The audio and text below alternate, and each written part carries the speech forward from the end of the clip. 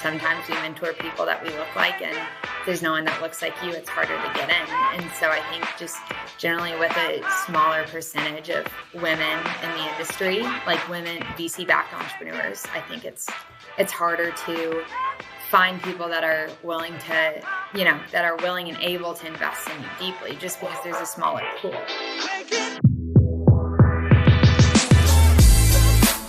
You're listening to Retail Remix, your inside access to candid conversations with the people shaping retail's future. Here's your host, Alicia Esposito. All right, everyone, we have a treat of an episode for you today. Our first guest from the VC world. And there's been a lot of moves in the VC space, a lot of interest in retail tech and even in retail brands. So I was very excited to sit down with Rachel West, who is a principal at RevTech Ventures. And they actually sit at this really fascinating intersection of retail brands and tech brands. They kind of work with both, but they take a very pointed and strategic approach to determining who they provide funding and support to. They even have some great work happening with women-founded and women-run businesses. And Rachel was the ideal person to chat with because she runs that new fund. So we talked about everything from retail trends to the state of the VC and tech markets to what trends she thinks will be key for retailers moving forward. So listen in. It's a great conversation and definitely a new, fresh perspective for us. So I think you're going to find this very entertaining. Rachel, thanks so much for taking the time. Great to have you on the show. Likewise. Thanks for having me. So let's start with a little bit about you. You have a rich experience in the worlds of digital transformation and marketing tech. And as someone who got thrown into the world of retail, but didn't quite expect to go that route. I'd love to hear how you kind of ended up in these worlds and, what path brought you to where you are today. Yeah, so I would say that I had just as certain of a path.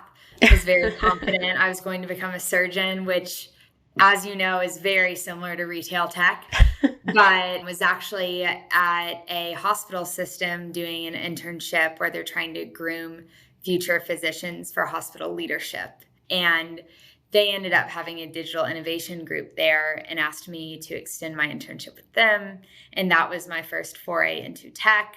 Fast forward and decided not to apply to med school after finishing everything and taking my MCAT and actually do consulting thanks to the influence of those really awesome people. And so through that process, ended up at a firm called Credera, where I focused on marketing technology and digital transformations. So that was really my first foray. Through that experience, I think consulting gives you a really great framework for breaking down problems into their component parts. But I really missed getting to actually help execute the solution. And so, my favorite thing in school had been scaling a nutrition program for kids in low-income areas and just missed that entrepreneurial spirit. So would help just entrepreneurs on the side as much as I could on nights and weekends, and ended up leading the SoGal Foundation for Dallas, which is responsible for bridging the diversity gap in both founders and funders. So then through that, met David, who's managing director at RevTech, and was actually going to pitch him on investing in a company I was thinking about joining.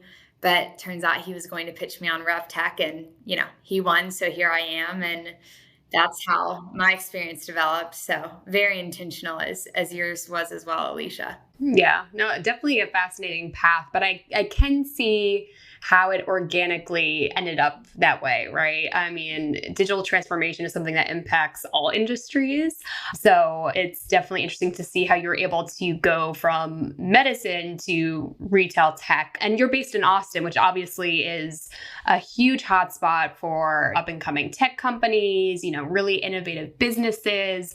And I'm sure is constantly inspiring you as someone who is so centered in that consultative mindset, right? Like you have a certain way of looking at markets and problems, which I'm sure we'll get into in a little bit. But I want to talk about Austin, kind of like what's happening in that scene now, what opportunities are maybe bubbling up there, because obviously I know Austin from pre-pandemic times. I don't know if it's a different world right now or what kind of shifts have been happening down there. But I mean, can you kind of give us a breakdown of what exciting things may be developing in the area? Yeah, happy to. So I actually relocated to Austin back in February. So I took part in the mass migration to Austin, as a lot of people from California did as well, but moving distance was a little bit shorter.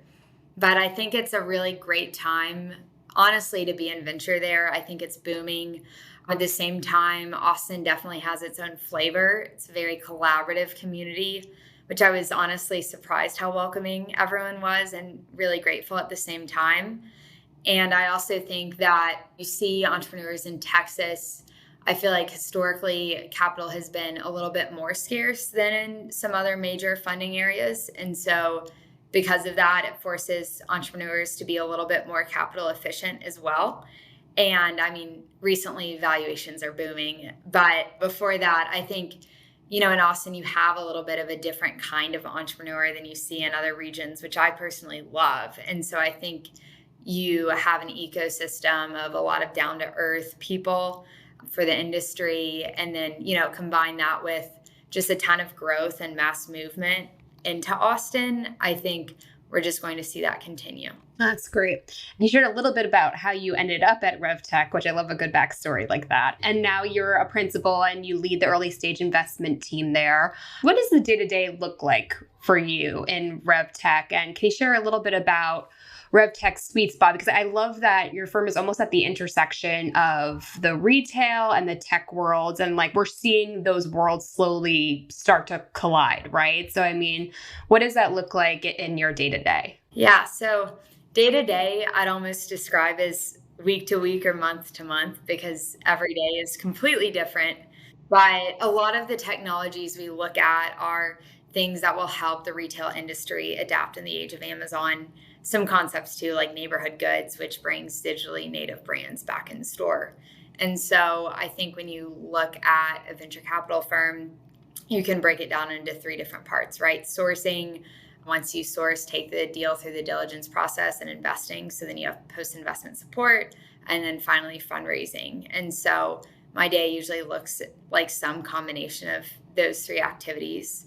My favorite is probably working with the actual portfolio companies once we invest. And so a day could really be, talking to someone from like Shopify or BigCommerce to get a good pulse on the industry, look at the technology they're trying to look at, I'll send it their way, get a pulse also from where they're headed, talk to one or two entrepreneurs, get an update on how they're doing and see where we can plug in and be helpful. Respond to about 80 million emails at some point at the end of the day. And in between, have different meetings with like different people we like to engage as strategic advisors in our fund, different potential LPs and things of that nature.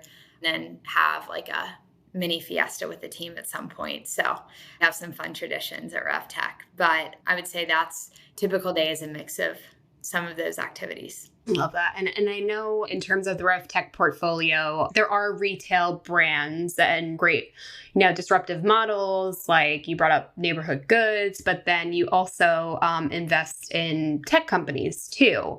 And I think in both areas, there has been such great innovation, even over the past year where, the headlines reek of negativity and volatility. I still believe that there have been so many great pockets of innovation and progress during these times. So, I mean, for you or RevTech as a whole, what are you kind of looking for now in terms of the companies that you're investing in? Have there been any shifts, or are there any, guiding principles or commonalities in terms of maybe the size, the focus, even the age of the company? Like, are there certain targets that you really try to zero in on from an investment standpoint? Yeah, so I can start with targets and then go into the more thematic fun stuff. So targets, typically our sweet spot is usually like ideally first investor in. We love to be the first institutional backing a company, whether that's right after their friends and family round in their pre-seed, or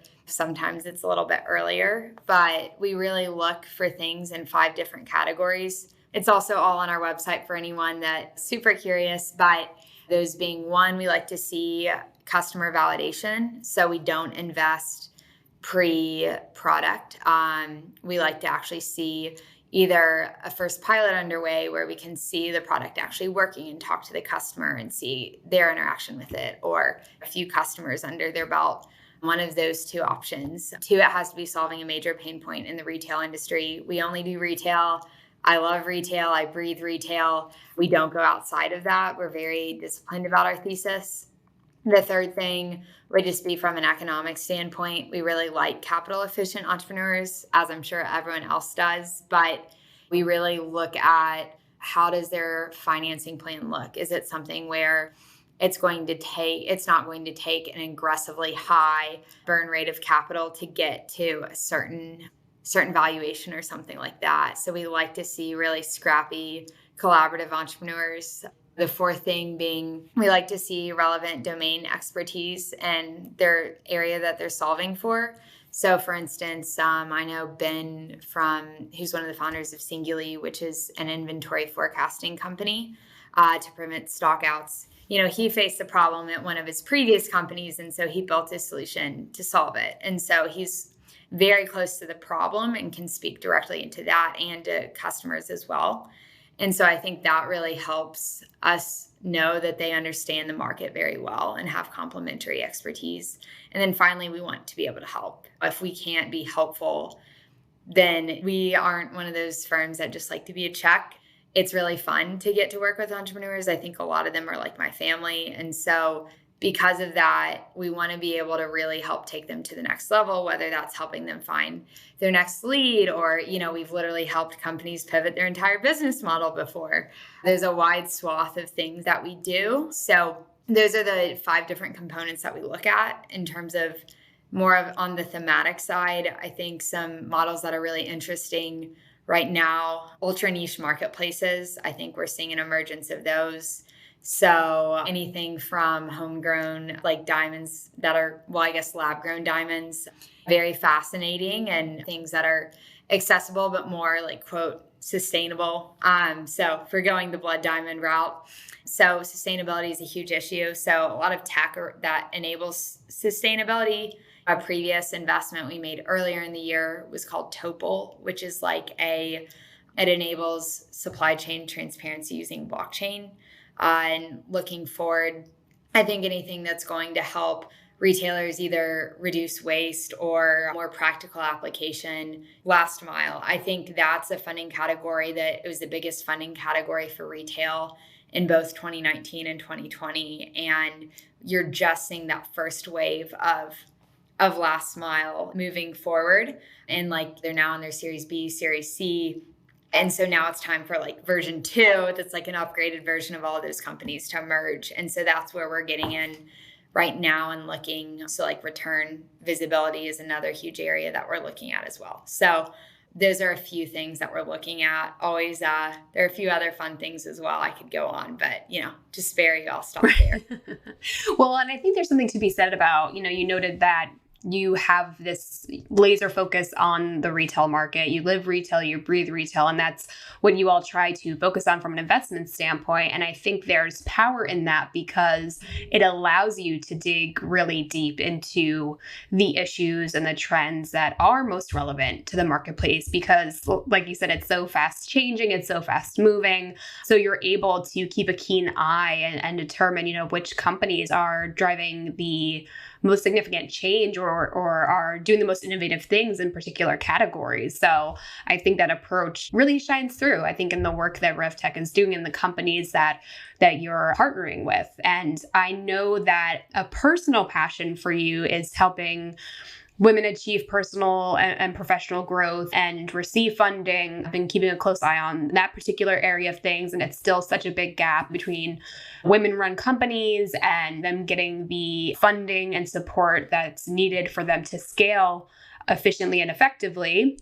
And I know last year, RevTech Ventures partnered with Equity at Work to launch a female-led, female-focused seed fund that you're leading, which is very exciting. So I would love for you to kind of dig into the mission and thought process behind this. I mean, was that gap something that you were very in tune with, just given your expertise and the companies that you've partnered with and have helped over your time at RevTech? Or what really drove this initiative for you? I think what really drove the initiative was just a personal passion of mine through personal experience. When I started in the working world, I had a woman that took me under her wing and really mentored me. And she was really the game changer in my professional success. And I think her really tactically through feedback, but also just from an encouraged standpoint, helped me navigate some of the things you face as a female was just life-changing. And so I just realized if I can have that impact on other entrepreneurs, it can be really meaningful. And so I think you just bring a different dimension too as a female in the venture industry, just because there's a lot less of us. And so I think it's a great time to be a woman. But I also know that, fortunately I get to see a different problem set that David, my counterpart, sees, and he can see really great problems that I'm not going to see. But on the flip side, there's some problems in retail that I uniquely face as a woman. And when you look at where the market's headed, I mean, women have the share of wallet now. So I think they're positioned within the next decade to be like the major decision maker, like in terms of spending in the household, like particularly with retail goods. And so I think that's always, quite frankly, been the case, but I think studies are just now coming to show that. And so because of that, there's a huge market opportunity, because when you're looking at a space where women entrepreneurs are traditionally very, very underfunded, what that tells me is, wow, there's a lot of problems that haven't been solved yet. And I think when VCs see problems, they also see financial opportunities. And so those things pair nicely. And so what we really saw, one, I love working with women entrepreneurs. I love coaching them. It's really fun. It's fun rolling up my sleeves with them and being like the first check that believes in them. But at the same time, I mean, it's also a really great return strategy, because there aren't as many people looking at this space. And with us kind of raising our hand and saying, like, we're really like doubling down here and putting our money where our mouth is in terms of like from a returns perspective, I think that kind of wrote it home. So those were two of the main things that really drove us to start this fund. Oh, that's great. And you made note of those underlying issues that are inhibiting or stalling progress in the way of, women-run businesses getting the appropriate VC funding or more traction in the VC world. I mean, in your work, have you been able to uncover any of those known or unknown issues? I mean, sometimes I wonder whether it's a pipeline issue or whether that, there are companies that aren't as intentional with their partnerships and the companies that they fund.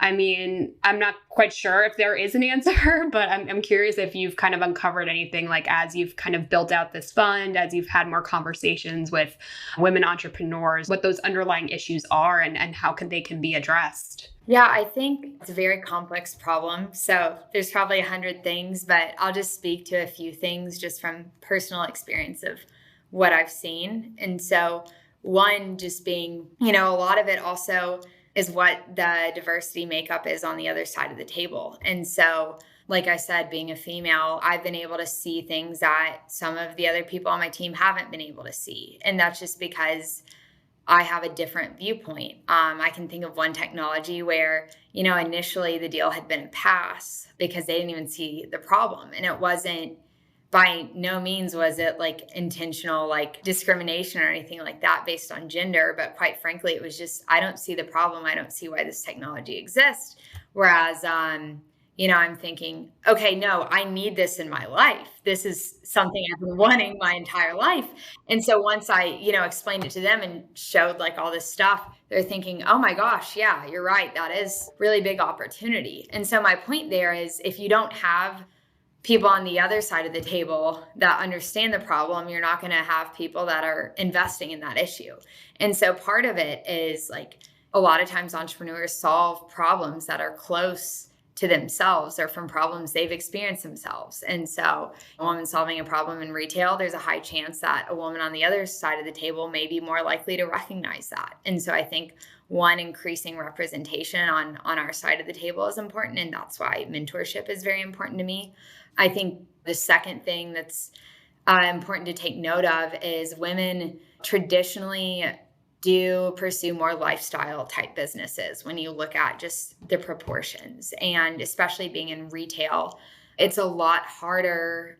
It's not like, look, you have incredible VC funds that do it all the time, like Forerunner that backs brands and things like that. But it's a lot trickier, I think, sometimes to invest in a brand than a B2B SaaS company, because the B2B SaaS company, it's guaranteed paid in point. And if you solve it and it's a hair on fire issue, like, I'm not saying it's guaranteed revenue, but it's a little bit more de-risked. Whereas when you have a consumer brand, right, consumer preferences change all the time. So that entrepreneur has to be so close to the customer. They have to be really creative, because there are a lot of things that are out of their control with consumer preferences changing, with Amazon, like trying to eat up every single business. And then you have Thrasio and you have all these different types of companies. And so because you're seeing like a higher proportion of women really start these brands, that's also driving the difficulty in getting VC funding as well. I think that's the second thing. The third thing is just having like mentors to look up to, right? Like there's the whole thing of sometimes we mentor people that we look like, and if there's no one that looks like you, it's harder to get in. And so I think just generally with a smaller percentage of women in the industry, like women VC-backed entrepreneurs, I think it's harder to find people that are willing to, that are willing and able to invest in you deeply, just because there's a smaller pool. And so on the positive side, I have found that the female community is very tight knit because there are less. And so I honestly think it's a great time to be a woman, and it's a great time to fund female focused companies for sure. And progress is being made. But I think those are just some of the headwinds I've personally seen and experienced. And a lot of them aren't necessarily intentional, but it's just acknowledging it and then being proactive about fishing in the right ponds, fishing in ponds where, if you're a guy, like fishing in ponds, where are all the female entrepreneurs? Like, how do I know them instead of going just through your natural network? So I think those are some of the things that I've seen. Yeah, lots of great points. And I think they all kind of ladder up to this need to be more intentional, put some more time and thought into that networking side of things. Like, you don't know what you don't know almost. And if you are looking for companies that revolve solely around your lifestyle or, the pain points that you experience, or you tap into communities that only you know, I mean, those biases are bound to exist and permeate. So I think those are some great points. And this kind of ties to my follow-up question for you, in that obviously there's a big VC fund gap for women in general, but women of color make up an even smaller portion of that pool. So, I mean, what are you doing? What is the fund doing to kind of expand this community out, kind of tap into that greater need for diversity, right? Because we're seeing more retailers, take the 15% pledge, they're trying to build these partnerships or provide funding support or even brand support to some of these up and coming brands. So, I mean, where is your head at in terms of building out that pipeline, so to speak, in the entrepreneurial world? Yeah. So I think one thing about RevTech is we always like to invest in the best person. And so we've been really focused mainly on just keeping a very large pool and being proactive about that pool. For the same reason, like, I would feel terrible if David had initially hired me because I was a female. I want him to hire me because I'm good. And I never want an entrepreneur to have an experience that, oh, we invested in you because you're XYZ. And so I think because of that philosophy we've taken, even before all of these movements happened, our portfolio is naturally diverse. I think in the past year, we're a company that makes about 5 investments per year.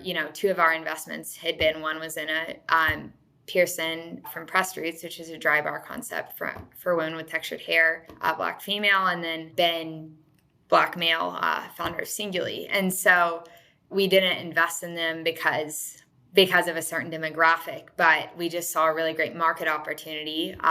Like, for instance, with Pearson, women with textured hair, which are primarily Black women, they spend 9 times more on their hair than people with my hair. And so, but at the same time, there's no like trusted franchise serving their needs. And so it's a massive market opportunity. And so I think it's just being, for us, it's a little bit less of we're going to like put this proportion in, and it's more like we're going to be proactive about fishing in the right pools. So I have angel networks that I'm a part of, or different like VCs that are like exclusively Black VCs that we talk to, right? To get a diversified deal flow, because that's going to get the best returns. And so I think when you have that kind of mindset, it naturally fosters more diverse portfolio, which for us, I think like I need to go check, but I want to say we're at that, if not beyond that 15% metric just through this strategy. So that's kind of how RevTech thinks about things. Oh, that's great. Very insightful. Thank you. And now a word from our sponsor. Here's the question. What's the biggest challenge with retail customer experience? Is it personalization, siloed data, disparate channels, maybe all those and more? Well, if you want to wow customers, Acquire may be just the answer. As a conversational customer engagement platform, Acquire helps innovative retailers strike better conversations across channels and build efficient processes, all with customers in mind. Level up your CX today. Visit www.acquire.io. You've brought up the need for mentorship and community quite a few times in our conversation, which I personally really appreciate, because I know that when I started at Retail Touchpoints, I was very much out of my element, fresh out of college, wasn't really involved in retail. So I really had to get immersed in the market. And it was that network, those connections that really helped me fully understand the scope of the industry and all of the great opportunities and the intersection of tech and marketing. So, what role does mentorship kind of play in terms of added value of joining this community, right? What other forms of value is provided, like when people join the fund and get support from you? I guess I'm trying to gauge, the long tail impact of these partnerships and the long tail opportunity that comes, once the investment happens. Yeah, for sure. So, and just to clarify, so you're just asking like how we typically help a portfolio company, correct? Yep, exactly. So the core really is mentorship. And I think that's what really moves the needle. And I'll talk about the other things. But one, we have mentors and advisors that are what we call recovering retailers. And so it's retailers that have really hit the highest point they could probably go in their careers, and then really are at a place where they want to give back. And so former CEO of Neiman Marcus, co-founder of Fossil, people of that nature that we get involved. And so we'll couple them with our management teams to help our portfolio companies grow and scale. And I think when you have that kind of wisdom paired with the energy of these new entrepreneurs that may be a little bit earlier in their careers, a lot of magic can happen. One impact being like, for instance, Excel Robotics, we help them completely pivot their business model. And so they're like an Amazon Go for the non-Amazons of the world. And that was when they were just starting out. And so I think that's how we really think about impact in that area, aside from my personal relationships with the entrepreneurs in David's and Locks.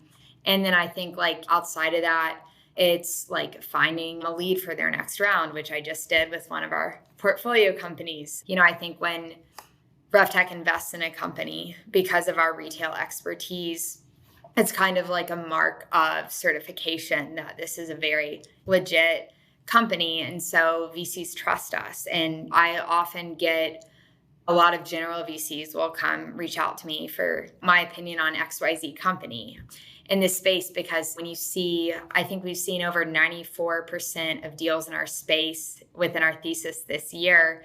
And so because of that, that gives us a really great pulse on the market. And so they know when they ask us, like, we know what we're talking about. And so when our name's on a company, the venture funds that we have relationships really take note. So I think that's the second thing.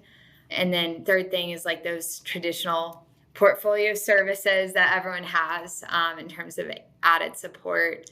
And then finally, really just, helping with customer introductions, partnership introductions, like having a lawyer that's a really great expert in the retail space and the VC space, and just having those unique relationships with people that only like someone kind of at that epicenter of retail technology and venture would have, which those worlds don't naturally always intersect. And so you have great PR firms like Kettner Group that literally does PR for retail tech venture-backed companies. They also do other too, but that's really where their bread and butter has been. And so it's things like that that we're really able to kind of shepherd those companies into that world and help them out in that way as well. Yeah, I love that. So, I mean, obviously it is a interesting time for the retail industry. Like I noted earlier, a lot of disruption, but also a lot of opportunity. I mean, looking at RevTech's areas of focus, you spoke a little bit about, opportunity in last mile, sustainability as two areas that you all are focusing on. But is there anything else, whether for RevTech as a whole or for your new funds that you're really trying to focus on professionally or even personal? I mean, as we kind of continue through the year and continue to track all of the change that's happening in the industry, is there anything that you're personally focusing on? So I'll do like a more serious one and a fun one. So more serious note, I think you're seeing a huge shift to headless. And so e-commerce platforms like Shopify and BigCommerce are built on this huge monolithic architecture. And so front end here and back end are really tightly coupled together. And then you have this huge codependency on each other. And so now you're seeing these new headless like systems where you're completely decoupling the back end from the front end. And so then merchants can really create these personalized experiences. And so I think those are systems that we're looking at that are really special. I mean, so that's one of them. I think from a personal perspective, I'm really passionate about professional development of women. And so I think with that, one huge area in retail that's been overlooked is really helping equip populations that tend to be lower income and like will be on positions like entry level, sales associates or things like that. And so platforms that really help upskill them are something that I'm really interested in, coupled with social and emotional learning, I think is a personal interest of mine. And so when you're in an industry as sales focused and sales driven as retail, with new ways to completely sell through e-commerce and just really the merging of all of these channels, I think it's really fun when you figure out how do you upskill that human element, because humans are here to stay. It's just how they're like applied. And so because it now requires that higher level of thinking, I think it's really fun to see how technology is going to continue to push people to really be the best version of themselves. Or I guess enable is a better word. I think it's up to the person, but it's really fun what you can do at scale. Excellent, Rachel. This has been such a fascinating conversation. You're actually our first guest from the VC world, so hopefully that'll change soon. But it was really interesting to hear how you kind of dissect the trends, what you're focusing on, and most of all, how RevTech is kind of assessing the marketplace and looking for those new opportunities, building those partnerships. It's just really interesting to see how all of the players come together, right? And ultimately drive the industry forward, which I think is super exciting. So thank you again so much for taking the time out to chat with me today. Oh, well, thanks for having me. It's been a blast and honored to be the first VC on the podcast. So let's start a trend. Yeah, absolutely. You heard it here, folks. Well, before I let you go, I'm going to kind of throw this in as a last tidbit for all of our listeners, because a lot of them are retail executives. Maybe they're looking for funding. Maybe they're not. I don't know. It could vary, but they're always looking for expert insights and perspectives on like what they should be focusing on moving forward. And I know we've kind of sprinkled in some trends throughout our conversation today, but if there was kind of one trend to watch or potentially dig into, if you were a retail executive, right? I mean, what would that be and why would that be? I mean, just to give the folks something to noodle on when we go. Yeah, I would say post-purchase support. So building loyalty with seamless support and fulfillment is very critical right now. I think with everything, I feel like recently, like pre-COVID was focused on customer acquisition, But as you're seeing companies like Amazon really grow in power, one of the biggest differentiators of retailer can play to retain their customers is that personal relationship they have with the brand. And that's primarily driven and enabled through loyalty and what happens not after you make that first sale, but what happens after that and that post-purchase journey and like the fulfillment journey. And so I think that's really critical because the bar is high. You have to fulfill things very quickly. Shipping needs to be prompt. Customer service needs to be very like top notch. And so I think like analytics platforms that helps you understand and make changes to that post-purchase journey is very critical. So I think like, some examples would be Gorgeous or Flow Space or Bring. I think those are some companies that we've seen and we've really liked to really help enable, very lean retail teams to provide like services at scale. So I think those are happy to elaborate on any of those. One we're really bullish on right now is Return Logic and that post-purchase journey.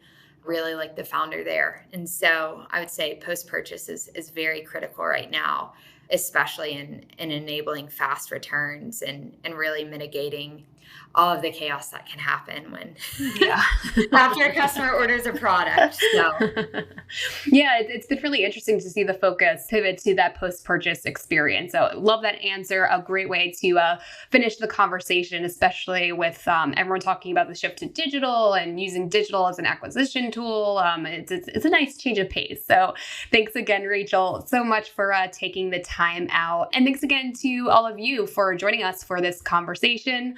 As you may or may not know, this is a weekly podcast, so we encourage you to subscribe so you can get new episodes directly to your preferred podcast player as soon as they're available. We're on Apple Podcasts, Spotify, Stitcher, probably anywhere you listen to podcasts, we're there. So please subscribe. And if you like what you hear, drop us a review. We want to make sure that these conversations are relevant, compelling, and helpful for your day-to-day. So let us know how we're doing. Thanks again, everyone, and we'll see you next week. Take care.